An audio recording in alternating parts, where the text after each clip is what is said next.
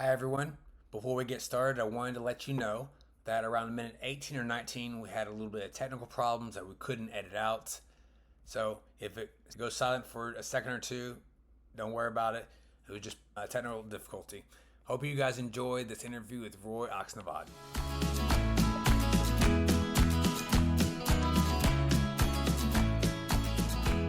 Hello, everyone. Welcome back to the Mission Books podcast, where we do author interviews for books that matter with respect to global missions and the church's mission. Today, we have Roy Oksnevad, who has written a book with William Carey Publishing. And I'm going to let him introduce himself, and then we're going to jump into a discussion about his book, The Burden of Baggage. So, Roy, will you please introduce yourself? Yes, I have been a missionary with the Evangelical Free Church since 1981. No, 86, 85, there we are, 1985. And that had been working with the Iranians in Belgium, where we were as missionaries for 9 years. And then came back to the States and have also been involved with Iranians here and there, as well as Muslims from all kinds of backgrounds in different countries. So that's sort of been my area of expertise that I've had. Okay. Now, when I first came across your book, I was so fascinated by the background of the idea that when people come into faith, they bring baggage with them, and that's going to affect, it's kind of ripple effect. We bring baggage from our families. You add even more, when you have cultural baggage and coming into faith. So, what sparked the idea for this book? How did it come about? Yeah, that's a very good question, Brad. And it sort of came about this way. I was working on my PhD, and a friend of mine had been working in Turkey and just said the churches here in Turkey are really not doing well. They're not speaking to one another. There's all kinds of fights of people are leaving, they're discouraged and everything else. He said, we're doing basically triage and we have no clue as to what's going on. And we need somebody who can spend some time to figure out what's going on. Then I received another phone call from another friend of mine who also works with Iranians. And he said almost identical, the same thing, saying we've seen all these problems in the churches. We have no idea as to why these churches are splitting. They're not getting along. And can you just find out what's going on? So I wrote that as a proposal to my committee. They accepted it. And that was how it got started.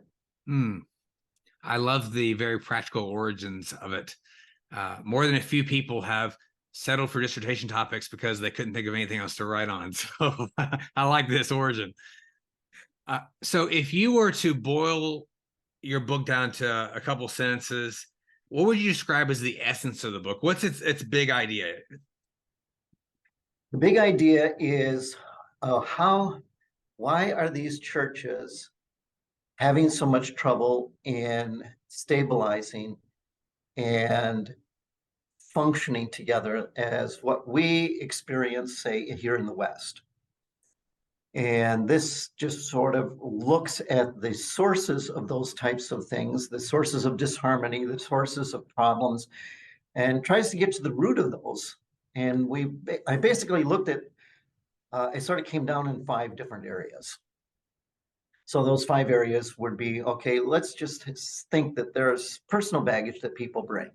So I would ask different questions in regards to this. And then there's sort of how do you interact with one another? Because they were just having all kinds of problems getting together. So I wanted to know, how do you interact with one another? What are the problems that maybe come from the way that you interact with one another? Knowing that different cultures interact differently than, say, the North American culture. And then there's the whole aspect of family and how does family history and how families are functioning or not functioning in the diaspora. What kind of pressures are put on that? And has that any problem at all in regards to the way that the churches are functioning? And then sort of the big area was a lot of people complaining about the pastor. So what about the whole idea of power and how leadership is developed and how that works together? And what kind of sources or problems are associated with the way that people leadership is even chosen and how leaders shepherd the people. And then the last area was just the area, okay, well, they're coming from an Islamic background. For me in particular, the question was, is what kind of spiritual issues are they're bringing with them, say from their, it could be a Shia background, a Muslim background. Is there theological issues, spiritual issues? Could there be things that are spiritual things that needed to be addressed? And could any of those be sources of disharmony? But I basically started out with one question. I said, I don't want to hear your testimony. All I want to hear is, what was your first experience that you had in church?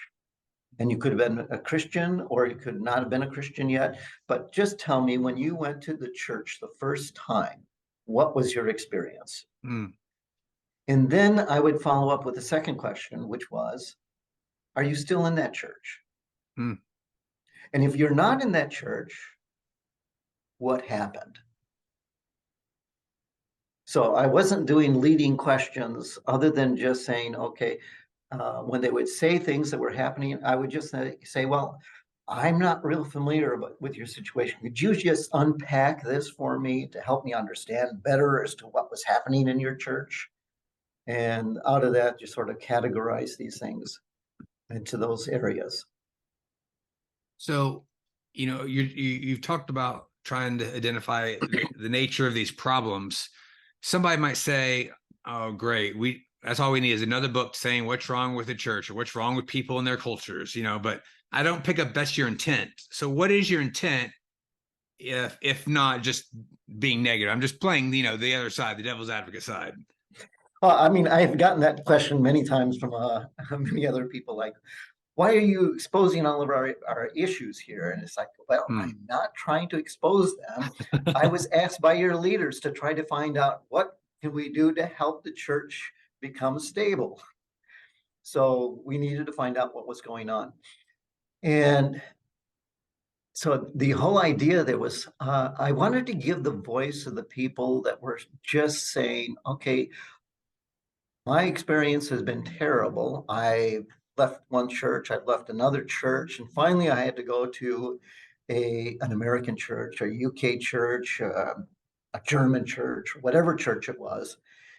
And I wanted to give them a voice. And because it seemed that many times their voices were dismissed within the church and was not being heard by the leaders, was not being heard by the other people. And I just wanted to put it in a way that gave voice to what they were experiencing, but also to give solutions in regards to this as to, okay, how do we go beyond this? How can we, what needs to be addressed? And rather than having these things always in the shadows and nobody talking about them, let's bring them out and say, these are the issues. And if you're going to create trust, you have to bring up the things that are taboo. Yeah, that's true. All right, so let's go back then. Your book addresses 5 areas. You started to talk about those. For the listener who may not have been able to catch that, what are those 5 areas that you address, and why did you choose them? I was not necessarily choosing these areas. They're the ones that just sort of came out of all of the discussions, and they came into these major sections. But now your idea was, how did they come about? What are those 5? Repeat those 5 areas again for people. Sure. Because some people may not be having notes and they probably need to hear it maybe twice, and then maybe just kind of unpack them a little bit. Certainly. So the first area was just, what is the personal baggage we bring? Personal baggage, okay. Personal baggage is just our personalities and who we are, and okay, that's pretty intuitive. Yeah. Okay. And then the family issues. All right. The family issues was, okay, there's a lot of divorce. There's problems with children that are happening. Um, uh, there are a lot of broken marriages. And how does that impact the church? And okay, there's more women than there are men, Okay. and a lot of single issues. And just, okay, Okay. how does the church deal with these things? All right. Okay. Makes sense. Personal, family. And then there was just how do we interact with one another? So the way that we communicate. So here in the West, we do direct communication. You ask me a direct question, I give you a direct answer. Uh, Within many societies, they will use indirect communications. Right. So you ask a question, but you never say specifically what you're asking. You have to go around the issue. And it's the job of the other person to pick up what you're talking about. And what was kind of interesting, I would say, um, you're talking about these types of things. There's a special word that is used for it within the Iranian context. It's called taraf. And I said, you've worked and you've lived with indirect communication. When you've gotten done with a conversation with somebody, when you walk away, do you know that you have communicated the right thing and they understood what you were saying? And the response was always no. Hmm. You Yeah. never knew. So there was this whole complex issue in regards to communication. And as within a marriage, if you're not communicating directly and you're not on the same level, there's going to be all kinds of assumptions that are made. There's going to be gossip that's made. There's going to be, it causes a spiral effect to take place. Yeah. So I wanted to look into that area and just say, okay, is there a problem in this area? And if so, so that's the third area. The fourth area would be power. And Okay. that would be leadership. Okay. So And basically, within a hierarchy, what's the baggage of understanding with that? Mhm. Okay. So within Western society, we happen to be an egalitarian society. Mhm. To other cultures, they happen to be hierarchical societies. So you might have a pastor who's been trained in the West and has a egalitarian way of looking at the way the church is supposed to be structured and set up. But all of the people on the elder board, as well as congregation, may be assuming a hierarchical structure. And the two structures don't work together. So, for instance, a pastor could be saying, well, I'd like to know what you elders think. And the elders are thinking, well, we can't say what we really want to say because he doesn't want to hear what we want to say. So we want to tell him what we think he wants to hear us. And so I mean, this goes back again to the communication structure, but it's also in regards to how leadership and structures are set up within the society. So there was this confusion that was taking place in all of this that was just sort of emerged out of this. So I was asking what was the problems of the churches that they were facing. Okay, we came down to leadership issues, and okay, then there was this confusion over how the congregation wants to see things and how the leader wants to see things. And we can talk a little bit more in depth in regards to that later. And then the area of spirituality. And as one person said, conversion is like a bomb going off. And when the dust settles, the question becomes, okay, what building was not affected at all? And it's good, and we can deal with it. Which one was damaged and just needs to be repaired?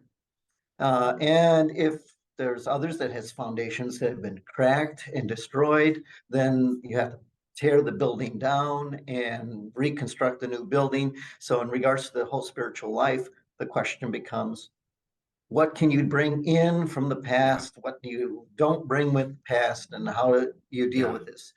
And here's one of the things I find that most of the literature that I had read before in regards to doing ministry, particularly with Muslim background peoples, they would look at what Islamic theology is, they would look at what Christian theology is, and said, here are the issues that you have to address. And you have to bring these things into alignment, and you have to make sure that you address these issues in regards to theology, spirituality, and how you have to set up this whole understanding.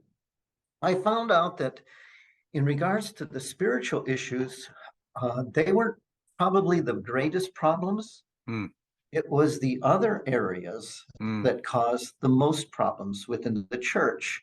And I was talking with a guy recently here who is also a missionary, and he said, in our theologies and in our seminaries, we don't talk about those four other areas. yeah, We deal primarily with the spiritual side of yeah, things. And also, you look at books on reaching Muslims that deals with this theological side area, and very little is done with the yeah. other four areas. Yeah, a lot of my work, especially is on contextualization. I wrote a book called One Gospel for All Nations. I've done a lot of work on honor and shame. I used to use a pseudonym, Jackson Wu, and that was one of the big points I wanted people to realize is that you are, like, when you're doing contextualization, you're not just simply tweaking religious doctrines. You're talking about entire worldviews, how they see social structures, how you communicate, what, a lot of times the religious language and symbols are clothing for these deeper cultural, categories and values. And so when I was looking at your work, I thought, oh, this is so necessary and so practical for contextualization. So yeah, personal, familial, family, social or interpersonal, communication, power, and then the spiritual or religious.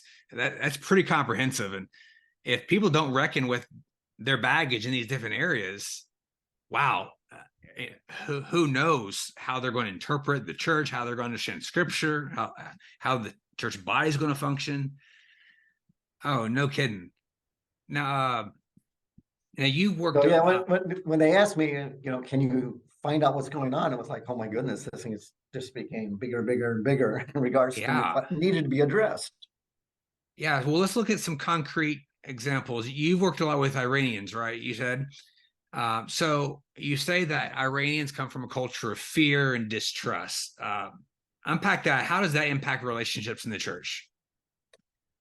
There's a lot in regards to this, and I would go a little bit beyond religion at this. I would say that one of the things that I found in many of the societies, they have very much the same kind of issues that they're dealing with. And what I find in common is that Islamic government would be totalitarian, as well as communists or others. It could be tribal type of things, but it could be very dictatorial type of thing, totalitarian. And for many of these cultures where people are coming from, particularly as I'm looking at the Iranian culture, the trust factor is destroyed by the government and the entire nation. It is the way the secret police work. They try to get people to inform on one another, family members to inform on family members. Nobody knows who they can talk to, who is this endemic sense of distrust. So now you become a Christian. Does that mean that that distrust that you have grown up with, and that the way that you communicate with people and the way that you understand the way people are, does that necessarily change immediately? And to that, I would say no. It has not changed. It is very much in regards to the way that they interact with one another. They are afraid to share and open up because what happens is gossip. Anything that is said personally is going to be gossip to everybody else. So you close up in regards to these types of things and keeping your ideas private without ever really laying those things out. There's no safe place to do this. Hmm. Or you say the church is a safe place to do this, and you're sitting there in the worship service and say, hey, I've had 3 affairs, and my wife and children are sitting right next to me. Hmm. And they think, well, this is a safe place. Christians are perfect. Everything is wonderful. And the wife is like, oh no, I'm going to divorce you. Wow. Wow. But there's either there's these 2 extremes. One, which was, yes, I have to be very, very careful. I can't trust anybody. Or there's a utopian understanding that Christian community is really the ummah, the true ummah, the way that things are supposed to be. So I can be totally open and honest. And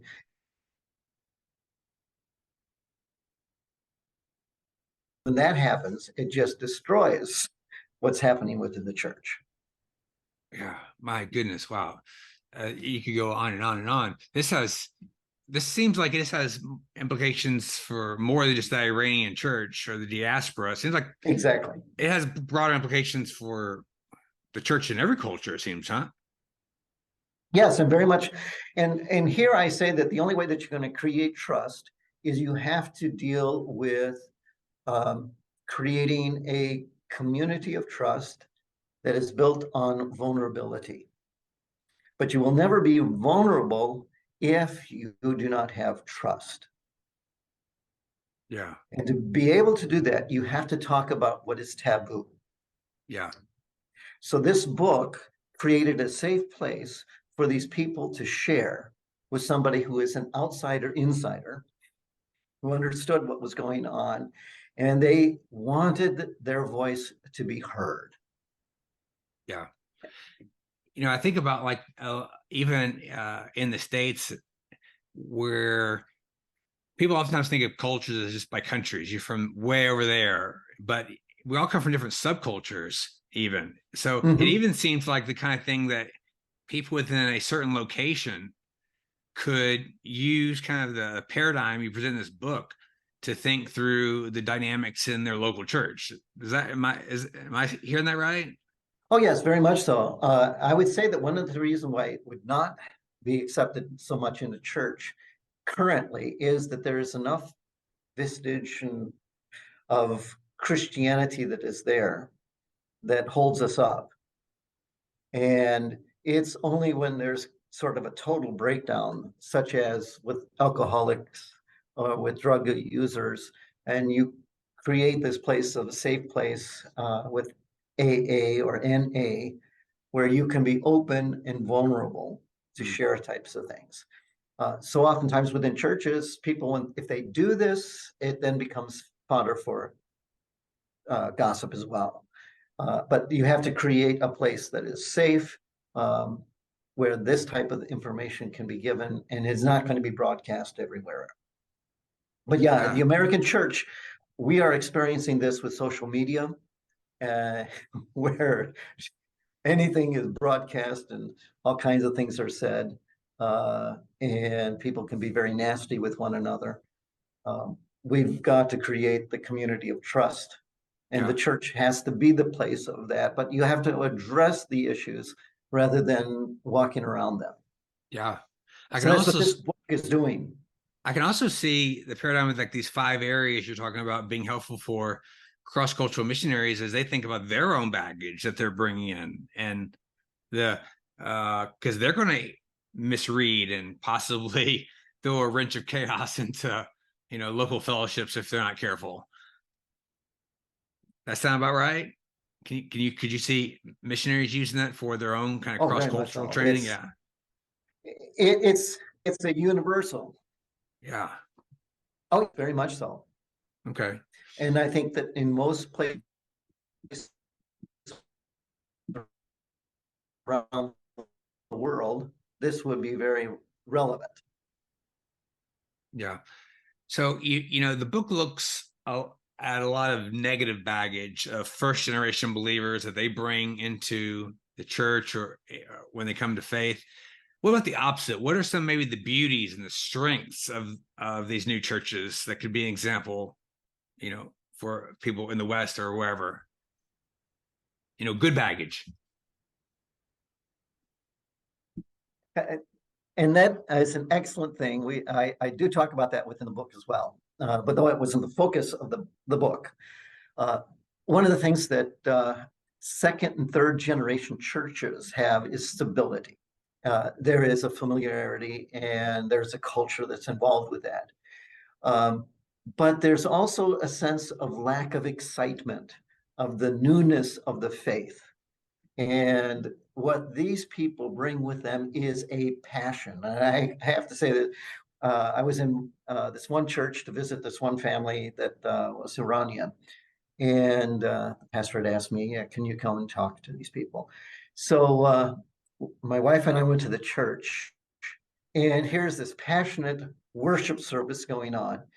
Nobody has their hands raised except this one couple, and they're just here and they are fully engaged into the worship service, and they are swaying back and forth and they're expressing themselves. And I go, they are the Iranians. Mm. They are the first generation Christians. Wow. That's These others that are not second, they're second and third generation, fourth generation Christians. The one with the passion, this is the first generation. And that's what you see within the church, is this incredible passion, this incredible love, this incredible devotion and captured. They would be there for every meeting, every day. They're going to be they will volunteer for as many positions as possible within the church because they love the church. They want to serve the church. It is their new family. So this passion, this love that they have is something that's contagious. And the older church needs to grab a hold of this, and sort of what is found in Revelation of saying, you lost your first love. Well, this is the first love that is there, this passion, this desire for it, and it's fumbling, it's at times not appropriate maybe, but it is pure raw human emotion and love. So I do a Bible study with a guy, and every time we get with the Bible study, he finally says, stop, this is so fantastic, my head is just swelled up with all kinds of information. He goes, I have never, ever, ever heard anything like this. Why don't we tell people about Jesus? So within the church, there is this passion for witnessing, going out on the streets and telling people their lives have been changed. So, I mean, this is what they bring to the church, and the church in the West needs to hear this voice, needs to be interacting with them. And as teenagers and little children bring joy to the grandparents, the new life of these converts bring life to the grandparents of the church, if you will. Yeah. So, I mean, we need each other. Yeah, totally. This is very, very encouraging, very uplifting. So let me close out our time with this question. What change do you hope to inspire or produce in the life of the people who read your book? Like, how do you want them to be informed and change because of it? Number one is, particularly for those that are going overseas or working with other people, not to go with this utopian understanding that everything is wonderful. And the first impression is this, everything is great and wonderful. But to say, there are some things that we need to be aware of, and we can help bring stability into certain areas within their lives. And that comes with time and spending time with them.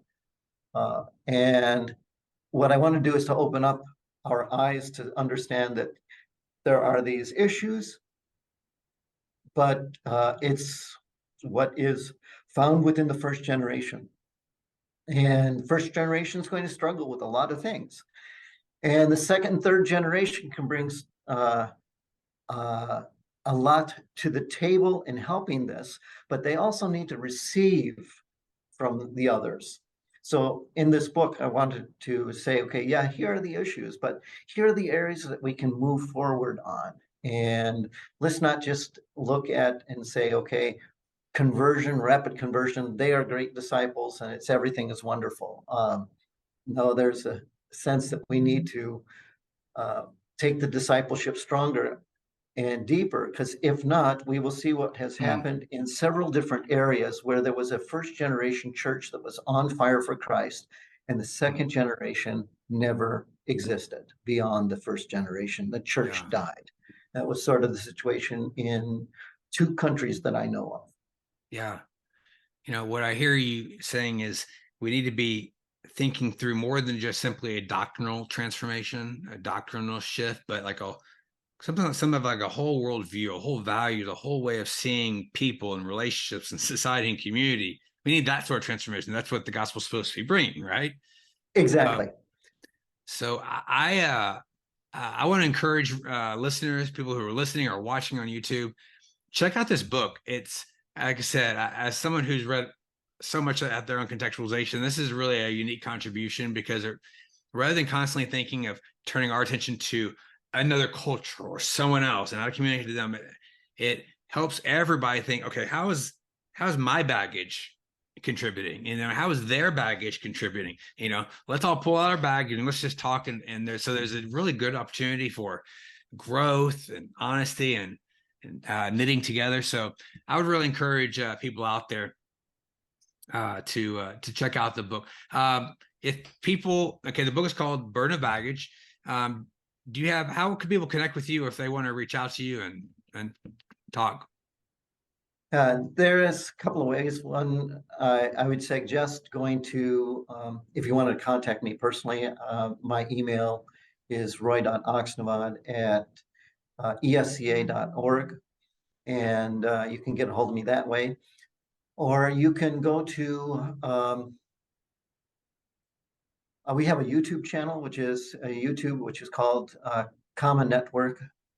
And there you'll find a lot of our teaching that we have in regards to this type of material and how to help integrate other people within your church.